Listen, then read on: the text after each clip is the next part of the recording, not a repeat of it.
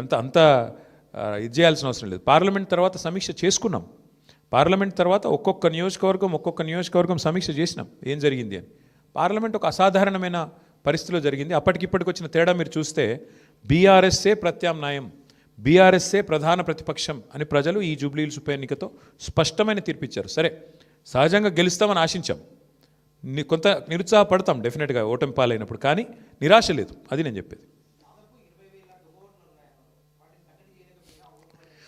Brother, మేము ఎన్నికల commission దగ్గర పోయాము, స్పష్టంగా వారి ముందు ఆధారాలతో సహా పెట్టాము. డబుల్ ఓట్లు ఎన్ని ఉన్నాయి, ఎంతమందికి ఎన్నెన్ని ఓట్లు ఉన్నాయి, చివరికి అభ్యర్థి కాంగ్రెస్ అభ్యర్థి యొక్క సొంత తమ్ముడు ఆయనకే 3 ఓట్లు ఉన్నాయన్నది కూడా ఆధారాలతో సహా ఇచ్చాం.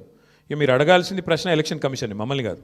ఎందుకంటే వాళ్ళు చేయాల్సిన పని వాళ్ళు చేయకపోతే మీరు మమ్మల్ని అడిగితే మేము ప్రధాన ప్రతిపక్షంగా పోటీ చేశాం, వ్యవస్థలో ఉన్న లోపాలు ఎత్తి చూపాము, జరుగుతున్న అన్యాయాల అరాచకాలు మా అభ్యర్థి, చివరికి దొంగ ఓట్లు వేస్తున్నారని మా అభ్యర్థి పోలింగ్ రోజు కూడా పోరాడారు. మీరు చూశారు మీ కళ్ళ ముందు మొత్తం కాంగ్రెస్ వాళ్ళు గుంపులుగా 1000 మంది ఒక దగ్గర చేరి దొంగ ఓట్లు వేస్తుంటే మా అభ్యర్థి పట్టించారు. మరి పోలీసు వాళ్ళు ఏం చేస్తున్నారు, ఎలక్షన్ కమిషన్ ఏం చేస్తున్నది, ఇవన్నీగా అందుకే అంటున్నా చర్చ జరగాల్సిందే. ఏ రకంగా అధికార యంత్రాంగం పనిచేసింది, ఏ రకంగా ఎలక్షన్ కమిషన్ పనిచేసింది, ఇవన్నీ మీ ముందున్నాయి. సరే, ఇప్పుడు నేను ఓటమికి నేను సాకులు వెతకట్లేదు, నేను వాస్తవాలు మీ ముందు పెడుతున్నాను. ఎలక్షన్ ముందు పెట్టాను, ఎలక్షన్ తర్వాత చెప్తున్నాను. ఏదేమైనప్పటికీ మేము మాత్రం డెఫినెట్గా ప్రజల్లో ఉంటాము, ప్రజలతోనే ఉంటాము.